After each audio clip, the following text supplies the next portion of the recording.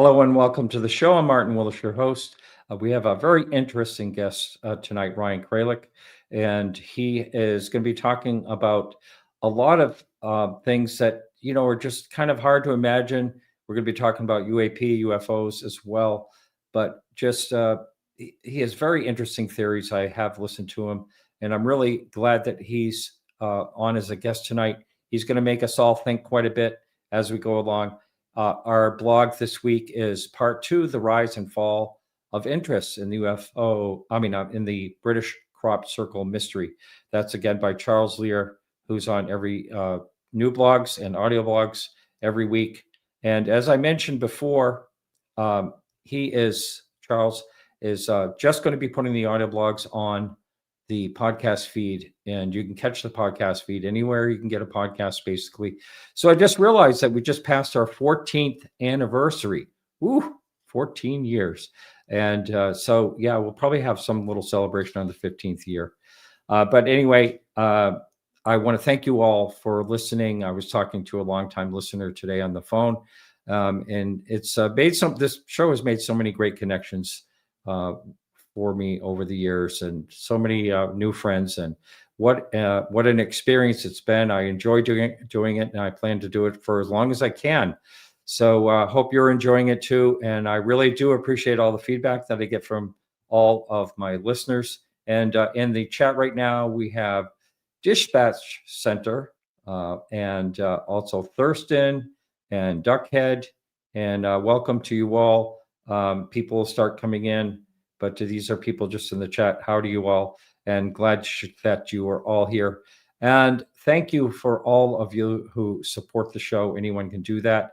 If you can't support the show, I do appreciate you listening. And also, just to let you know that if you want to listen to the show ad-free, all you have to do is go to our website, which is podcastufo.com, and join Patreon for $2 or more a month. And you can have a podcast feed in about any podcast player that is out there ad-free. Hello, Christopher. How you doing?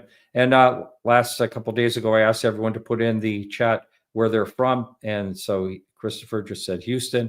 And it was pretty fun. We had from all over the world, actually, people were chiming in. Anyway, I'm going to introduce my guest now.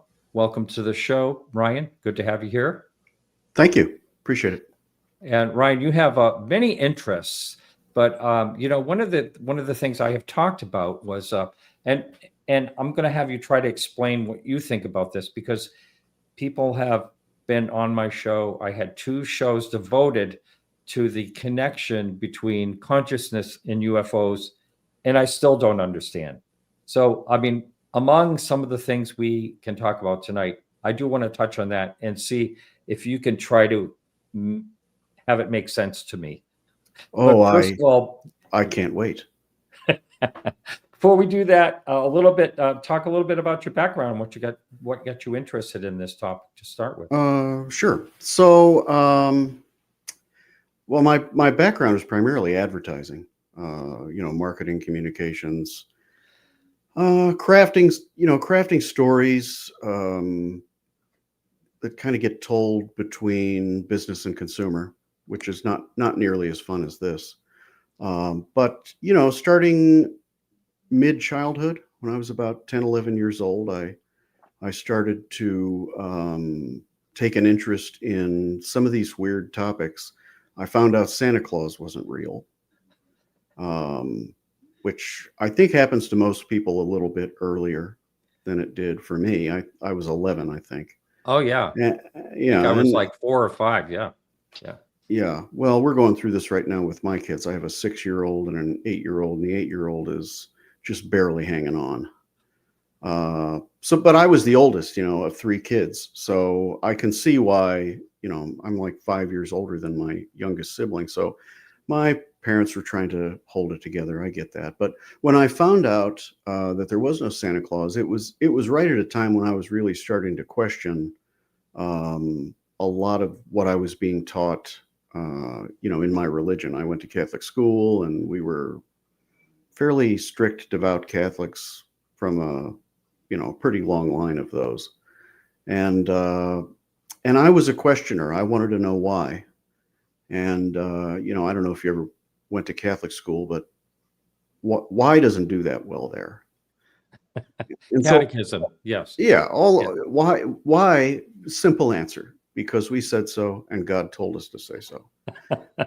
So, kind of all these things happen at the same time, where I'm questioning things, I'm not liking the answers I'm getting, and I'm finding out that people lie to us, to get things out of us, really. And it wasn't long before I kind of drew this correlation between the Santa Claus story and religion. So it started there, and then the following year I went to public school.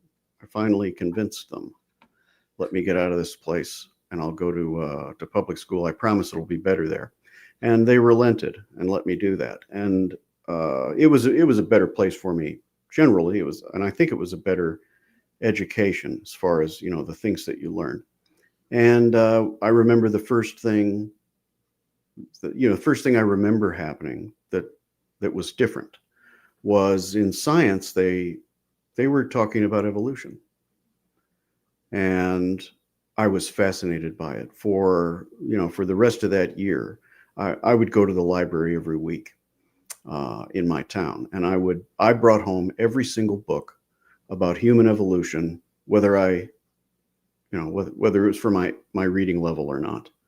And I read all of them, to the best of my ability. So around that time, which is like the early 90s, UFO and UAP kind of starts working its way into the, mainstream psyche of our society. Before that, it was strictly a crazy thing. I mean, in the 90s, it was still a crazy thing, but you started to see it more because I think that, media companies understood the entertainment value of it.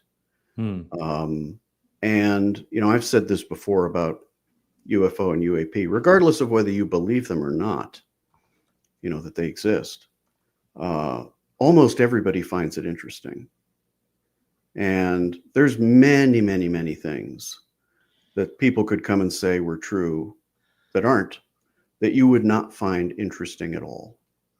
Right? Like grass is made out of, I don't know, spaghetti. If a bunch of people said that, you'd be like, yeah, obviously they're crazy. But you wouldn't say, you know what? We should make a movie about spaghetti grass. Or what about a science fiction genre that's all about the different things grass is made out of besides grass? It's a category, it's an entertainment category. And there's lots of things that are not true and not interesting. Well, that was weird to me. Why would this thing be not true and yet interesting to almost everyone? So I started to study that. And then by the time I was in high school, ninth grade, they started to teach us physics. And I passed that class with a D, but I was completely enthralled by the material. I passed with a D because I basically refused to do homework my entire education. But it didn't mean I didn't learn anything. And that the teacher in that physics class, he used to tell me, I'd ask a question and, hey, why is this? I don't understand that. And he'd say, of course you don't understand it. You don't know anything because you're too damn dumb. Oh, that's not But, nice. well, if you knew him, it's not that much of an offense. But what he did let me do is during my lunch period, he would write me a pass and let me come up and hang out while the advanced, the seniors advanced placement class, these are seniors who are getting a college credit for the class because it's advanced. They were doing their labs during that period, and he would write me a pass almost every day to let me come up and just hang out and watch and listen. And some of those guys are pretty serious scientists now. And I absorbed what I could, but I was just fascinated with the material. In particular, the things that did not make sense, which is, you start to get into things like quantum mechanics, and it's like, okay, that's weird. And so things like this have always fascinated me as I got older. Anthropology, sociology. I always loved studying about ancient civilizations and ancient cultures, and I was never really sure why. But then as I kind of got into adulthood, more and more I wanted the answer. I think my entire life we've been getting answers, more and more of them, faster and faster. When I was born, we didn't know nearly what's known now, and so I've just kind of been, I think there's some, spiritual and religious people throughout history that they feel like they're living during the end times. I think that's a common thing. Well, I always felt that I was maybe living during the time that we figure all this stuff out, and that was fascinating to me. But that's how I got studying them, and then the whole time, I'm in sales and marketing, and kind of more corporate oriented communication. So I guess that's why I get by doing a podcast. Maybe writing a book, but that's kind of my background up to pretty recently. Yeah. And so as far as now, I know I've heard you on another podcast, and you talk about like things are more like information based. And can you explain that a little bit? Like sure. when it comes to, for instance, UAP travel, perhaps, because that's always been a big mystery, people trying to figure out how whatever it is, whatever they are that get here. Sure. Well, let me take 90 seconds and kind of run through the framework real quick. So I'm just in the process of finishing a book about this. It's called It From Us. And basically what it says, what it boils down to is reality is not exactly how we think it is. Primarily, our science tells us that the universe, the material universe as we see it, that's it. That's what it is, right? And the reason that doesn't make sense is because of what we see in quantum mechanics. And I can come back to that, but we see things in quantum mechanics that don't behave as, a planet behaves orbiting around a sun, or, material things behave a certain way, except when you get down to, when you get down to a subatomic level, they start to behave in other ways. And science has had a hard time making sense of that. So, but our material universe, what that's led to, because it makes so little sense, is it's led to, for, you could argue, between 150 and 500 years, philosophers and people who want to understand the big picture have kind of relied on this idea that, well, it must be consciousness is, something to do with it, or some people go so far as to say it's all consciousness. And a couple of years ago, that didn't make me giggle. But now that I see the world differently through this framework, it does make me giggle. Because what this framework says is that underlying our physical reality is the information about our physical reality. So if we can go to quantum mechanics for a second, you look at that double slit experiment, and you shine the beam at the panel, and it goes through both slits, and it creates an interference pattern on the other side, right? Okay, great. It's exactly what you'd expect a beam of light to do. But when you measure that situation, you put another panel on the other side, what they find is that it doesn't then come through as a beam or a wave. It comes through as a particle. It chooses a slit, it goes through, it lands on the panel on the other side. So what do you make of this? Well, after years of doing my best to understand it, what I make of it is this: there is no particle until there needs to be one. That wave, they like to call it, or probability cloud, that is an informational structure that is pre-reality. And what you're seeing there is the total number of outcomes that are possible. So that probability cloud represents, in physics, all the possibilities of where the particle could be, right? And what that's led science to do is, in my opinion, go off the deep end. String theory and the many worlds, way of looking at it says, essentially, I'm simplifying it, but it essentially says, therefore, there must be an infinite number of universes, and that particle is in one of them all the times that it isn't visible to us in this one, right? Well, I don't know. I think that this kind of helps us prove that that math will show you how it works, but math will not tell you what it is. And so, my framework sees it differently. That's a pre-reality informational structure, and when the particle's presence is required, that's when you have it. And measurement is what causes that requirement for the particle to be there. So, what does that mean? It means that that there's an underlying informational substrate to our reality. And okay, that's exciting. But if that's all there is to it, this is a pretty quick podcast, right? But that's not all there is to it. When you start to look at anomalies, and these are the things that, mainstream science poo-poos and, they thumb their noses at it. Nah, it's either fake or somehow otherwise not worth a careful look. When you look at things like remote viewing, UAP,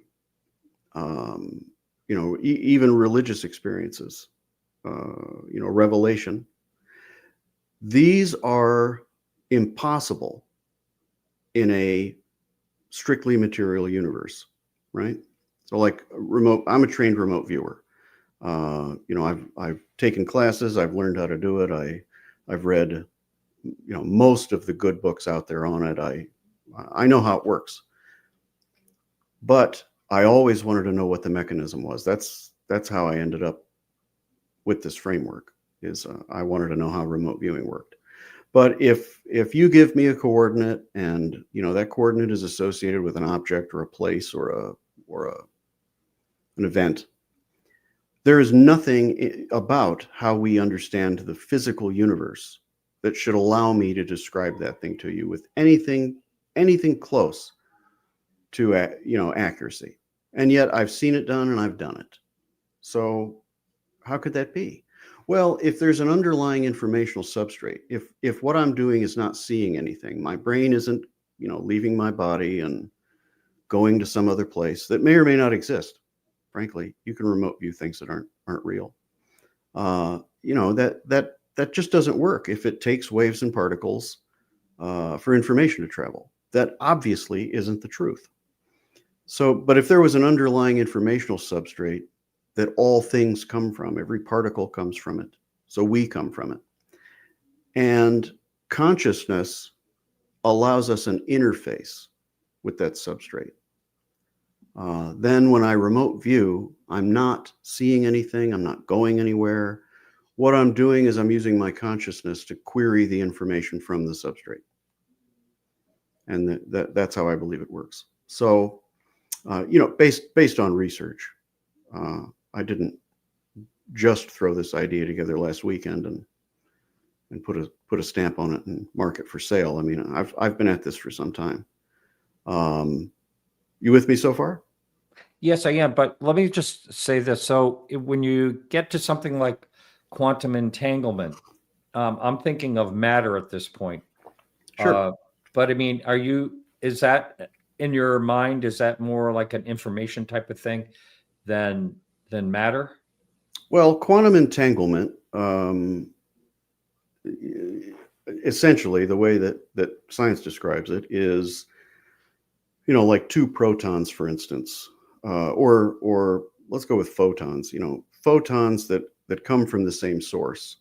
Regardless of where they are, there seems to be an information transfer between the two, because if one spins this way, the other spins the same way at the same time, is the simple way to explain it. Mm-hmm. That's how science is describing quantum entanglement.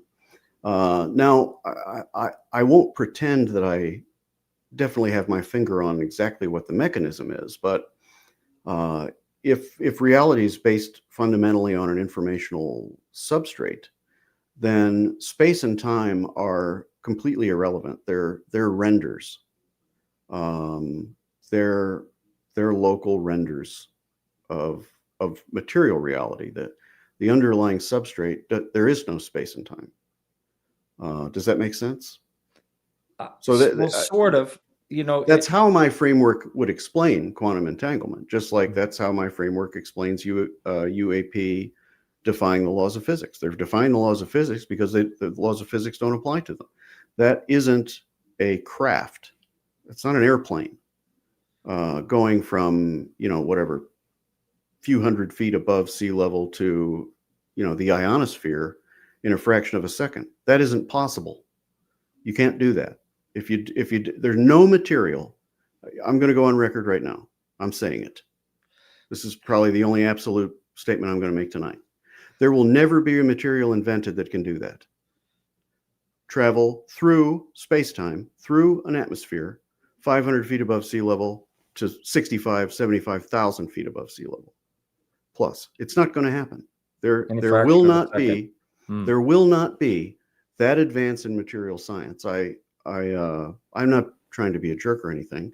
People can study whatever they want, but on LinkedIn, the number of people who claim to be the CEO of some advanced aerospace company that is going to solve proton propulsion and warp drive and all this other stuff. Maybe I'm wrong, but I don't think it's going to happen. You're not going to Star Trek your way from here to there.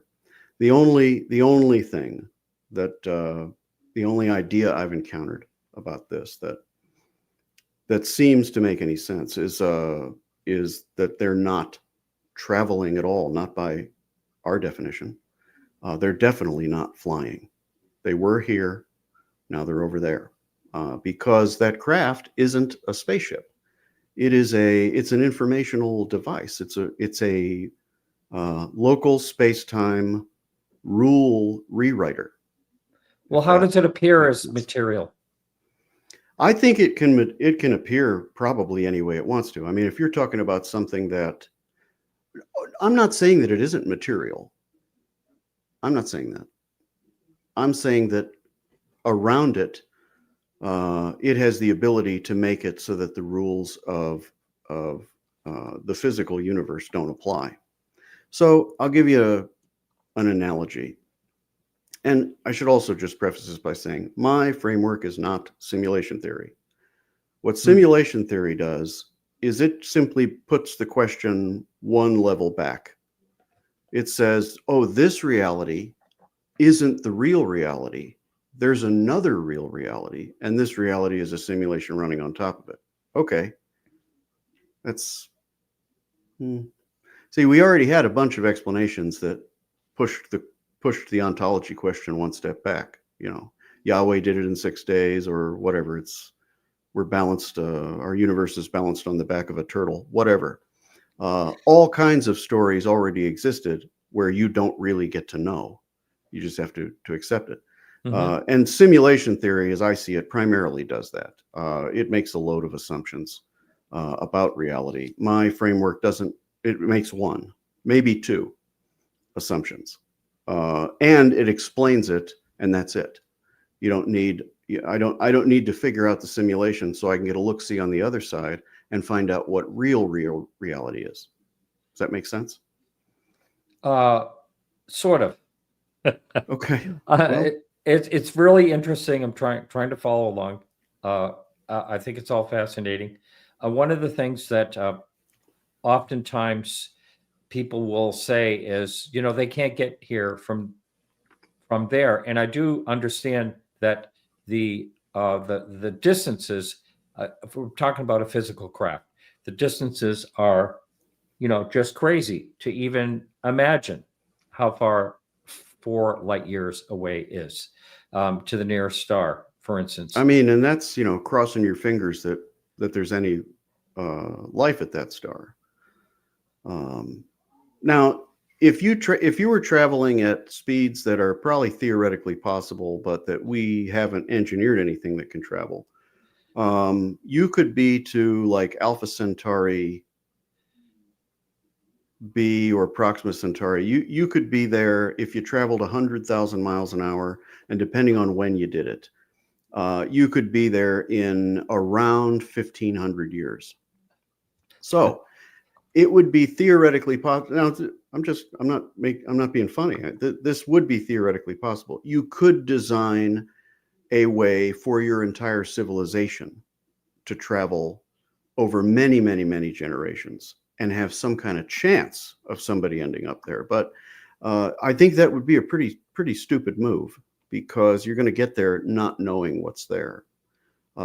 Because even our technology to see things that far away, I know that people, may get the impression from news that our telescopes can see that far. They really can't. Our best telescopes, distant galaxies are a few pixels. And the things that we're able to understand about, or hope that we understand, hope to learn about those things that are that far away, is based on, visible light spectrum, mostly visible light spectrum, electromagnetic spectrum. But it's minuscule little variations that we can see. And it's definitely more advanced than it was, 20, 50, 100 years ago. But still, we don't have anywhere near the information, even about our closest neighbors, to know whether or not it would make sense to try to go there. So I agree with the people who feel that way, that travel, the traditional way that we're even thinking about travel through space is pretty unlikely. Now, what I believe, based on research, is that whoever is controlling these craft, I don't pretend to have solved that problem. I don't know who they are. Any of the theories about who they are, with the exception probably of transdimensional beings, because in my framework there wouldn't need to be hidden dimensions. But I think they could be from other places in the universe. I think they could be from other times. I don't want to get all in the weeds, but actually, in my framework, traveling into the future would probably not be possible, but traveling into the past could be, depending on what your definition of traveling is. So, yeah, I think a lot of those, or future humans, that kind of thing. I actually said on a podcast last week, it hasn't come out yet, but it occurred to me last weekend that, as far as I can tell, nobody else that I've ever seen or heard or been able to find online has said, what I'm saying about UFOs, that they're reality rewriters, right? So it occurred to me over the weekend, and I giggled to myself. If I am the first human that ever said it like that, and I write a book and go on the podcasts and so on, and it turns out that they are future humans, then it looks like I may well have invented these things. Through a thought process? Well, no. So in the future, where would they have heard about it? Fundamentally, the first guy that said it. Oh, I see what you're saying. Right. Yeah. So, or conceptually, I theorized what they would later go on to build, and I don't know if that's. You may have planted the seed.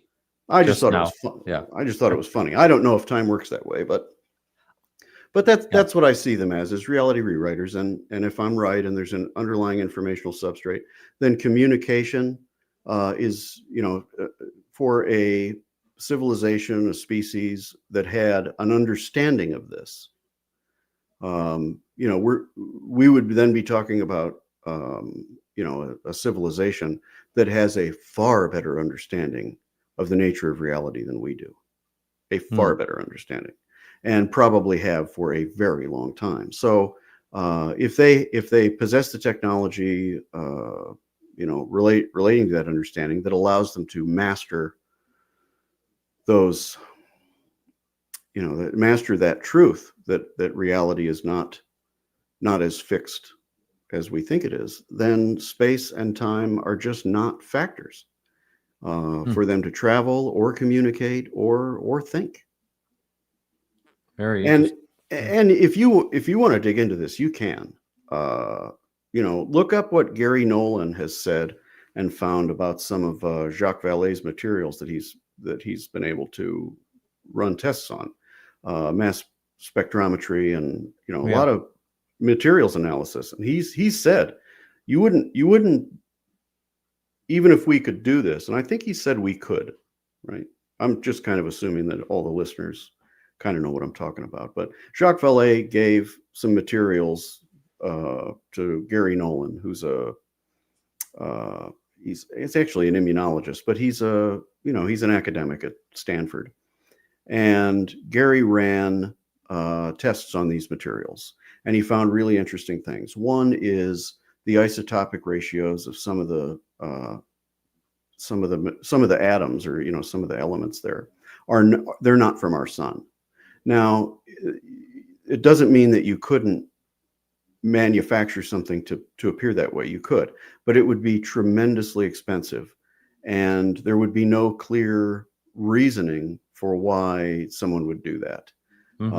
Other than they're really interested in a UFO hoax. And that theory really kind of falls apart just at first glance, because how do you know Jacques Vallée is going to give it to him, and so on. Yeah. But what he said about it is, this is not what you would do to make a better wing, right? You wouldn't do this to make something fly better. It wouldn't. So it had another part of whatever it was. It was whatever it was created for. It wasn't for material advantage, in applying Bernoulli's principle. It was for something else. And I think he even said it could be an information handler of some kind. And when I was going back through his work and reading and looking at, what he found, it is very far from our current technology. If it's an informational device, if it's more of a microprocessor than it is a wing, it's not a microprocessor like we build today. But you wouldn't expect it to be. You'd expect it to be very advanced, versus what we can accomplish. So, sorry, I kind of lost my train of thought. No, it's all good. I do that a lot. That's all right. I'll post questions up that in chat now and then. Have you considered that our access to information substrate is a function of DNA? He's talking about, he has a geneticist friend that says a substrate is a record of DNA of each of us. I think I understand what he's asking. So in my framework, there's not just an informational substrate. The informational substrate actually has a bias toward coherent, persistent structures. And this is why particles come together and form atoms, because the informational substrate from which all things, spring, for lack of a better word, has a bias or favors coherent outcomes and structures that persist. So it's the same reason hexavalent bonds work between this element and this element. It's the same reason, that bias is the same reason that the star draws in the material and it forms the planet, and the planet rotates around a star, right? The quote unquote 5 forces of physics are actually 5 expressions of the same force in my framework, and that is this coherence bias.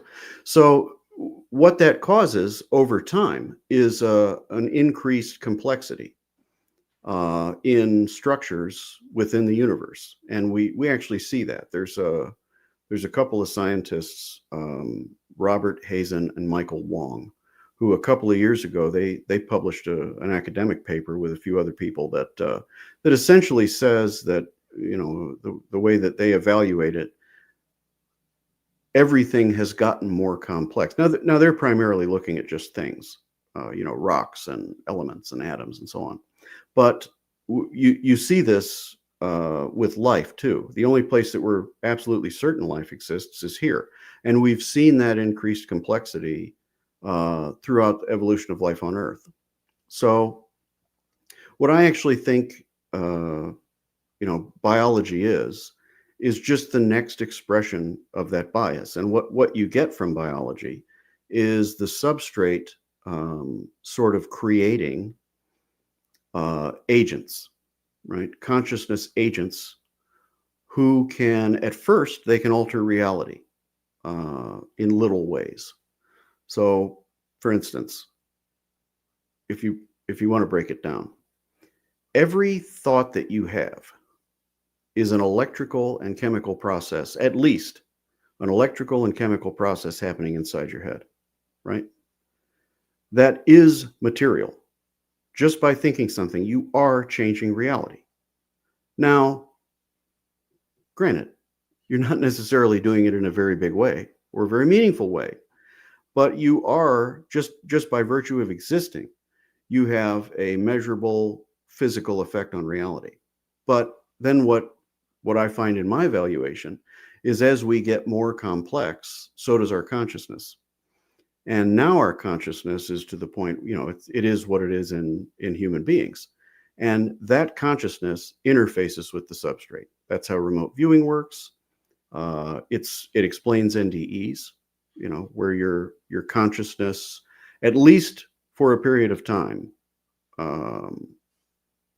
is able to interface with the substrate with kind of no interference. And I did it again. I forgot what the heck biology. So DNA is in and of itself code. It's an informational structure. And evolution itself is an algorithm. It absolutely meets that definition. Natural selection, even as we understand it, and as we admit we understand it, is not exactly how I think it works. But, I think biology is just the current state of the art in the substrate creating agents. It's the substrate interfacing with itself and understanding itself. And other people have said that before, that, we are consciousnesses that allow the universe to experience itself. I think that's a perfectly safe way to look at it. Hopefully that answers the question. Now, do I think that DNA is a magic thing where all this starts? No, I think it's just it's a natural component to our evolution across, what I envision as this beam that we're traveling on, that reflects the coherence bias of the substrate. Okay, now I'd like to thank you for all that. I'd like to kind of have you try to explain to me, when someone says to me, which a number of people have over the last, mostly I want to say the last few years, is there's some type of conscious connection between UAPs and what am I trying to say? Like when we witness a UAP, it's because of a conscious connection. And I just have never been able to figure out exactly what that means. Well, I actually have an interesting theory about that, if you don't mind going off on a little tangent here. Sure. Yeah. I've started to put, like my book's almost done, and I think it'll come out for, the first part of next year. But in the meanwhile, I'm starting, it's just about done. So I don't know if it's my ADHD causing me these tendencies, but I'm kind of looking at what's next, like, okay, well, all right, now that I figured it out, what can I do with it? And so I've started just brainstorming the beginnings of putting a team together, and I've talked to some people, because if I'm right, and I'm open to being wrong, by the way, I'm not like 90% of the guests on UAP podcasts where they absolutely know because whatever, they had an NDE and it was all revealed to them. First of all, if you've had an NDE and it was all revealed to you, who says you can believe it? Right? Mm-hmm. When they're going to put your animal to sleep, Do they growl at it? Do they punch it? No. They say, it's okay, little Fido. Everything's going to be okay. Everything's going to be fine. It's all beautiful. Whoosh, dead. Right? So if we're talking about, entities or beings or whatever that are far enough advanced of us that they can manipulate literally how we think and feel and understand and reality and all that, then just because you heard it, on the craft or from the giant lizard or whatever, does not mean it's reliable information, right? If I told you something, could I tell you something that isn't true? Of course I could. Could I get 3 people to tell you that they think it's true too? Yes. Doesn't make it true, right? So sorry, but so I'm starting to put together, an idea of how do I bring a team together to look at what might the technologies be that can be developed as a result of, at least some people accepting this as a potential understanding of the universe and reality, right? So right off the bat, I'm trying to look at things where, first of all, how could you test my theory? And I've got some ideas about that. I'm working with some people. Matter of fact, over the weekend, I was back and forth with Dean Radin just about all weekend. Hey, would this experiment work? No, that wouldn't work. Okay, what about this one? What if we did this? He's like, oh, dear boy. If only you were a scientist. And I'm like, yes, if only I was a scientist. But the kind of the next step of that is, okay, well, what the things that we would use to test this are kind of already the first step toward a technology like this. Okay, so for instance, how would we prove that I'm right? Well, we would prove that I'm right with experiments, essentially psi experiments that have the ability to show that, certain mental states change your physiology, change how the information in your body, behaves. And that if psi functioning is better when those informational states are better, that shows a relationship between informational coherence and psi functioning. So, but then that kind of takes you to the next step, which is, okay, well, then how would you develop a technology to better use those psi abilities? And here's what you do. You'd want a quiet place with low light, with not a lot of, you'd want it nice and rounded, nice and soft. You would let me know when this starts to sound like something to you, right? You would want it, noise canceling. You wouldn't want a bunch of furniture around. You just want, maybe just one place to sit. You'd basically want like the ultimate meditation. Have you ever seen any of those pods, the meditation pods? Yeah. Mm-hmm. You were in California. Those are a big deal out in California. They got a whole strip Yeah. malls, and on the end of it is the meditation pod place. Well, They also have those when I was tanks. kind of, I forget what they oh call yeah, those tanks. tanks. Yeah, It's absolutely. saline, you So, float in them, and their body temperature and all yeah, that. Yeah. yeah, float tanks or immersion tanks. So, but is this starting to sound like anything to you? Yeah, being in your mom, yeah, Well, before you're born. how are those UAPs described? The people who say they've been inside of them, they describe them in a kind of a specific, and the descriptions that you hear about these harmonize with each other.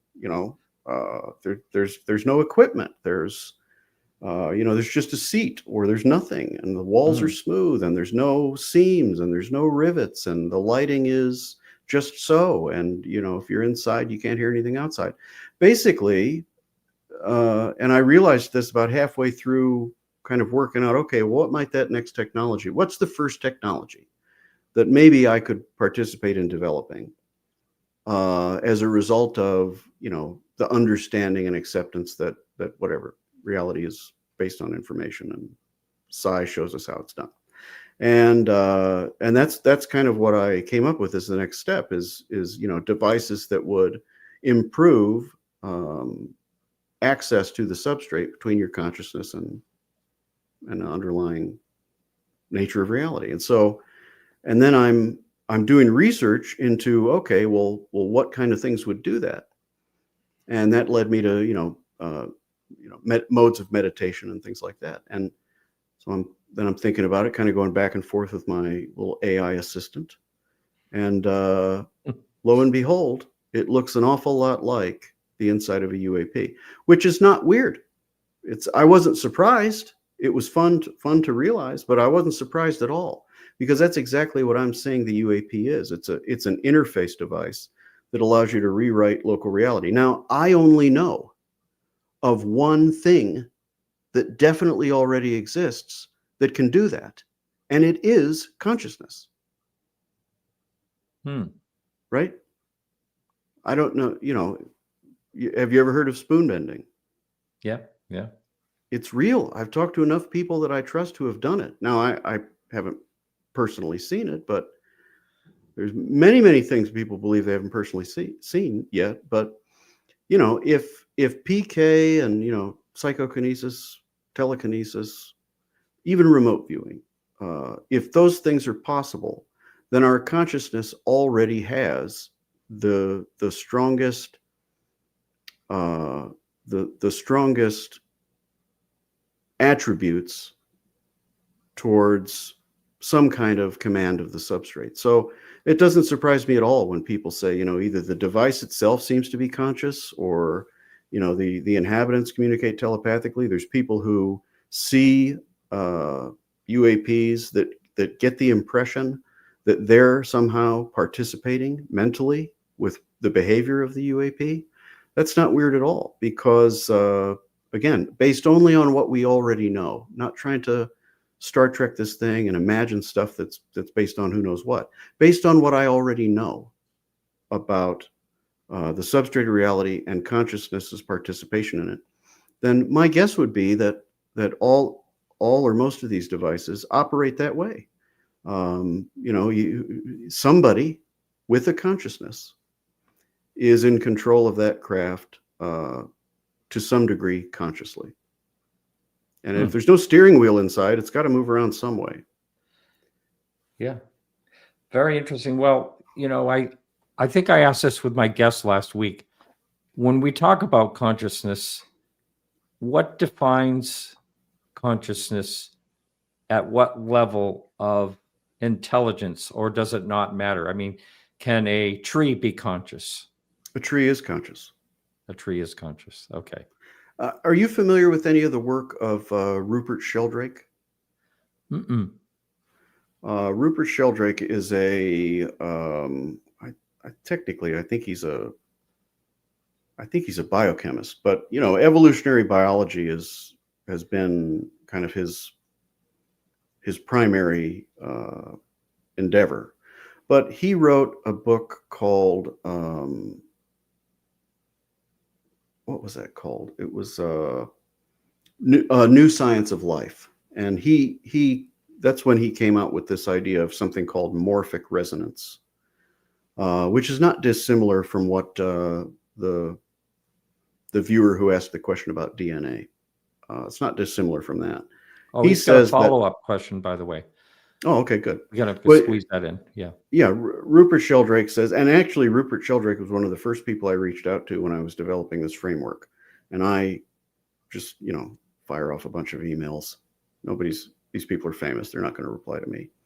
That was not the case. He got back to me and said, yeah, I actually think what you're saying makes a lot of sense.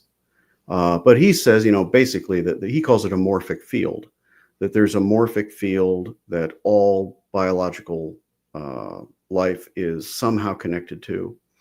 And this is why when you teach mice to do something on this part of the planet, experimental data shows that everywhere else that you then try to see if they can do it, they can do it, when previously they couldn't. He, I think, was one of the ones that did some of the experiments with plants where, you cause harm to a plant, and you go into another room where there is a plant, and as soon as you come into the room, that plant demonstrates activity, measurable activity. I've heard about this all the way back in the 70s. They were doing experiments like that. Yes. Mm-hmm. Yeah. So I think all life is conscious. Now, even if you look at like a single cell organism, if you introduce a stimulus that is able to be recognized as harmful, then that single-celled organism will respond. It will attempt to preserve itself. An amoeba, if you poke it with a needle, it'll try to move the other way. So that's a consciousness. I don't think, now what I don't do with consciousness is give it a bunch of things that it doesn't have, that nobody can show that it has. I don't think the universe is made out of consciousness. I don't think unconscious things are conscious. I do not put it on a pedestal that it hasn't done anything to deserve. It is special. It is the thing that we have that apparently, to a mostly tiny degree, gives us superpower. It's evidence that that the universe is participatory, and I think that's enough. I don't think it needs to be magic necessarily. We've only got a little bit of time left here. Let me just see here. But 4 or 5 minutes. But I've always wondered, how does consciousness begin? How does it go away? Is it being born and dying? Is that what it is? But you can totally ignore that question because I think this one needs to be answered first.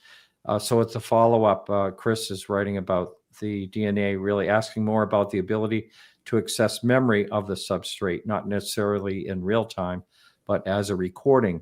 Every T cell has more storage than all the libraries. Yeah, you said that person's name is Chris? Yeah. Thanks, Chris. Yeah, I think that kind of helps me understand that what you're talking about is a lot to do with what Dr. Sheldrake has been working on. But I'll try to answer it simply. We have access to this substrate. Anybody that doesn't believe me, give something a number and send me the number. And I will, more than half the time, with better than 50% accuracy, I will describe that thing to you.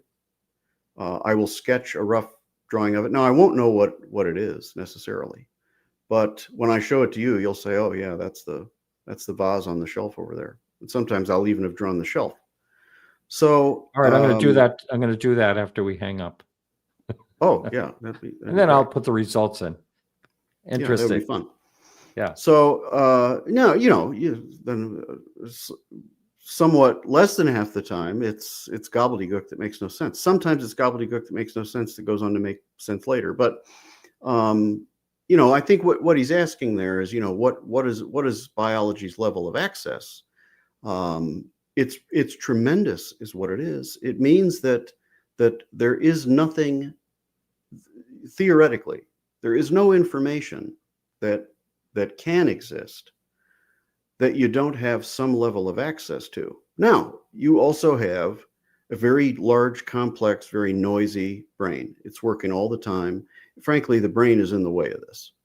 But yeah, and Rupert Sheldrake says that morphic field actually informs biology of what's likely to work next. This is why bats and birds and bugs all develop wings independently of each other.